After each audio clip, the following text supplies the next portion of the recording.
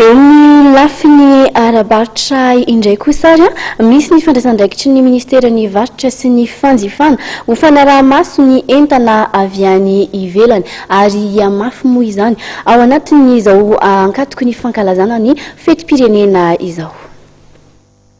Ho fitsinjovana ny mpanjifa dia manara-maso hatrany ireo entana avy any ivelany izay mitobaka eto amin'ny tsenany eo anivon'ny ministerany varotra sy ny fanjifana ary misy ny rafitra napetraka eo anivon'ny ity departemanta ity mba anatrarana izany. Ny fandraisana andraikitra dia manomboka maro dia maro. Anisan'izany ny fanovana ao anatin'ny ministeran'ny commerce ary fanomezana lanjany izany hoe ministeran'ny varotra sy ny fanjifana izany. Inona moa ny fanomezana lanjana izany?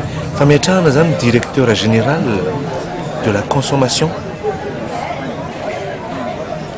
Anisan'izany zany fanomezana lanjana anara-maso an'ireo entana zany izay avy any ivelany hoe consommable marina ve afaka hoan'ny vahoaka ve zany rehetrarehetra zany iarahana miasa amin'ny ministère de la santé, iarahana miasa bien évidemment amin'ny ministèren'ny finance ary ny ministère maromaro zany.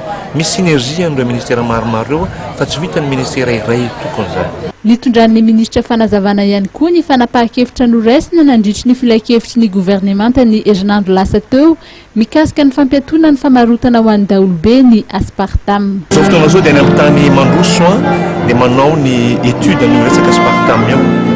Aspartame io dia ilaina amin'ny olona marary ny diabeta ohatra dia karazana substitut de sucre izy io. Ia manao étude zareo any amin'ny tany mandroso any hoe inona ny effet secondaire an'io aspartame io. Mbola tsy tapitra ny étude an'zareo. Eo anelan'elan'izay nefa tsika eto Madagasikara mampiasa ny aspartame io amidy aravoaka tsy hoanina usine akoriny fa amidy eny antsehitreny zany. Anapa-kevitra zany izay ao ministère en commerce sy ao amin'ny membre en gouvernement hoe aloha janona ny famarotana an'io mandra-pahafantarantsika tsara ny marina hoe inona ny loza ietrekan'io aspartame io amin'ny santé publique. Donc zany dia tsy afaka midy eny amin'ny any fa aloha ho an'ireo usine izay mampiasa ny aspartame efa maîtriser an'ilay zany no afaka mampiasa azy fa raha ohatra ka varotra eny atao ho an'ny vahoaka rehetrarehetra tsy azo atao. Miezaka hatrany moa ny ministeran'ny varotra sy ny fanjifana mijery ireo entana izay mety hiteraka voka-dratsy ho an'ny mpanjifa ka tapabolana lazy izay no nisy ilay lafarinina simba nodorana tany Tomasina.